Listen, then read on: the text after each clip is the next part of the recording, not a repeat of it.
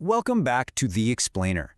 You know that feeling? You're lying in the dark, staring blankly at the ceiling, wrapped in this quiet, incredibly frustrating tension. Your body is totally exhausted, but your brain, it just absolutely refuses to shut down. It's a lonely feeling for sure. Well, today we're going to unpack exactly what is happening in your biology when that occurs, and more importantly, how to actually fix it using the science of herbal medicine. So picture this. It's 2 a.m., you aren't anxious about anything specific, there's no impending crisis, nothing urgent is happening tomorrow, you just can't sleep. You lie there and your mind just runs in a continuous loop. Half-formed thoughts, something weird you said 3 years ago, that awkward email you sent back in 2019, random chores for next week. Your body is physically tired, you can literally feel it in your bones, but something inside your nervous system simply won't switch off. And of course, the longer you lie there, the more hyper-aware you become of the ticking clock, which just makes sleep drift even further away. Okay, let's dive right into this, because this is the massive aha moment that standard sleep advice completely misses. The reason you are staring at the ceiling is probably not a sleep problem at all. It is actually a cortisol problem. Once you understand this basic biological reality, the solution to your 2 a.m. wakefulness becomes incredibly clear. To get you out of this sleep deficit, here's our roadmap for this explainer. First, the midnight cortisol problem. Second, why standard advice fails. Third, ashwagandha for hormone balance. Fourth, passion flower and lemon balm. Fifth, the 3-herb evening protocol. And finally, crucial cautions and a quick summary. Starting with part 1, the midnight cortisol problem. Basically, your body's internal clock is broken.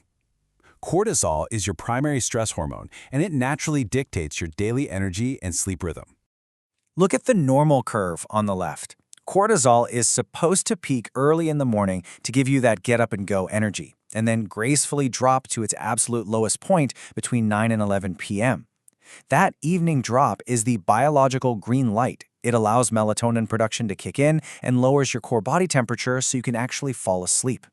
But if you're under chronic stress, like on the right, your cortisol just stops declining. Instead, it stays elevated way into the night. It actively blocks melatonin, keeps your body warm, and activates your brain's threat arousal systems. Your nervous system basically thinks you're fighting a tiger in your bedroom, so it treats rest like a luxury it literally cannot afford. We actually have a name for this specific pattern: cortisol phase shifting. It means your cortisol drops during the day so you feel incredibly sluggish around 3 p.m., but then it spikes at night, leaving you totally wired at 11 p.m. And honestly, this explains the massive paradigm shift of why popping a melatonin supplement usually leaves people disappointed. Think about it. You're pouring melatonin into a system where elevated cortisol is actively suppressing it. You are fighting a raging current instead of just removing the obstacle, and that obstacle is the cortisol. Moving to part 2, why standard advice fails. Because at the end of the day, behavioral habits cannot fix hormonal dysregulation. Look, we all know the standard advice, right? Turn off the screens, cool the room down, cut the caffeine. Those are fantastic sleep hygiene practices, but they operate purely at the behavioral level. Turning your phone off at 10 p.m. is not going to suddenly normalize a cortisol curve that's been elevated by 2 solid years of low-grade life stress. It helps at the margins, sure, but it totally misses the root cause. On the flip side, you have prescription sleep aids, your Z-drugs or benzodiazepines. These force sleep by heavily sedating your central nervous system. And yeah, they might knock you out for 8 hours, but they actively disrupt your deep, slow-wave and REM sleep architecture, which means you wake up feeling like you didn't even sleep at all. So let's get into part 3, ashwagandha for hormone balance, addressing the root cause. As we shift our focus to these botanical solutions, we are looking at things that don't just sedate you, but actually help your nervous system do exactly what it's supposed to do naturally. And this brilliantly illustrates our strategy. We've got a master overview of 3 very specific herbs here. Ashwagandha works on the hormonal level, specifically the HPA axis, acting as your daily foundation. Passion flower works on the neurological level, targeting your GABA receptors for acute, nightly use. And lemon balm works on the emotional level, calming the amygdala, also for acute, nightly use. It's like a puzzle. They each tackle a totally different layer of that 2 a.m. wakefulness problem. Now, what's really interesting about this slide is this specific number right here, 600.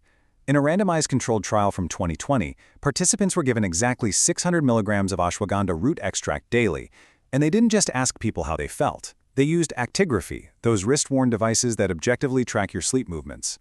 The results from that trial were absolutely incredible. Participants saw statistically improved sleep onset latency, which is just a fancy way of saying they fell asleep much faster. They showed increased sleep efficiency and total sleep time, plus boosted sleep quality scores. But crucially, they had significantly better morning alertness. And that is a true marker of sleep quality, not just duration. This happens because the active compounds in the plant, called withanolides, actually modulate your HPA axis to support that natural evening decline in cortisol. Now, it takes about 4 to 6 weeks of consistent use to really kick in, but it is doing the heavy lifting on the root hormonal issue. Part 4. Passion flower and lemon balm, silencing the racing mind and emotional tension. So while ashwagandha is doing that slow background work on your hormones, these two herbs are your gentle, immediate modulators. Passion flower contains flavonoids that literally bind to your GABA receptors. For context, GABA is your brain's natural braking system. When it's activated, it quiets those arousal circuits and stops the looping, racing thoughts of cognitive hyperarousal. It is absolutely perfect for a busy mind. Lemon balm, on the other hand, inhibits an enzyme called GABA transaminase, which actually slows down the breakdown of GABA in your brain. Even better, it contains rosmarinic acid, which directly reduces reactivity in the amygdala, your brain's primary threat detection center. So, if your sleeplessness feels more like a tight emotional tension or anxiety sitting right in your chest, lemon balm is definitely your target herb. Check out this stat from the clinical research: 81%. In a study looking at participants with mild to moderate insomnia, 81% rated their sleep as either much improved or very much improved when using a lemon balm combination. That is a game changer of a plant right there. Let's move to part 5 and see how this all builds together, the 3-herb evening protocol. All right, here is your ideal, actionable evening routine to attack this problem from all 3 angles. Step 1. With dinner, or about an hour before bed, take 300 to 600 milligrams of ashwagandha root extract. Consider this your non-negotiable daily foundation. Step 2.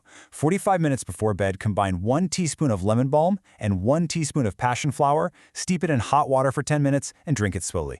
The physical act of making this tea actually signals to your nervous system that the day is officially over. Step 3. If it's a particularly tough night and you are still feeling wired 30 minutes before bed, take 2 milliliters of passion flower tincture in a quick splash of water. This is your fast-acting acute dose. Now, setting realistic expectations is super important here. This is your timeline. The very same night you start, the passion flower and lemon balm will begin to quiet that racing mind and settle your amygdala. Within 1 to 2 weeks, most folks see a very real improvement in how fast they fall asleep, along with a nice drop in morning anxiety. And by 6 to 8 weeks, the ashwagandha has finally had enough time to do its systemic work, naturally normalizing your underlying cortisol rhythm. Basically, the acute herbs buy you time and peace, while the foundation herb goes in and fixes the hormonal root. Part 6. Crucial cautions and summary. Safety first. Please pay close attention to these cautions. This is absolutely crucial. Because passion flower and lemon balm enhance GABA activity, you must not combine them with prescription sedatives, benzodiazepines, or Z-drugs without medical supervision. Doing so can cause excessive, dangerous sedation. Also, ashwagandha is strictly contraindicated in pregnancy, and you need to use it with caution if you have thyroid or autoimmune diseases. If your severe sleep disruption persists beyond 3 months, please go see a doctor to rule out underlying clinical issues. And finally, look, these herbs are incredibly powerful allies, but they cannot replace a genuine, conscious effort to reduce the chronic stressors in your everyday life. Now, if you are sitting there wanting to go deeper and really master this stuff, there is a fantastic resource linked down in the description called The Calm Apothecary. It's a really comprehensive $9 guide that maps out 44 different herbs to highly specific anxiety and sleep profiles. It gives you exact dosing, preparation methods, the whole shebang. If you've ever been wide awake at 2 a.m. wondering exactly what to reach for in your cabinet, this quick reference guide is literally a lifesaver. So, what does this all mean for you tonight? I want to leave you with one final thought for this explainer. Will you just treat the symptom tonight, or are you going to finally address the root? Cortisol-driven sleep disruption is incredibly common, but you now have the biological map to actually fix it. Choose to address the hormonal obstacle, reclaim your rest, and empower your own nervous system. Thank you so much for joining me today. Make sure you subscribe so you don't miss our next explainer, and sleep well.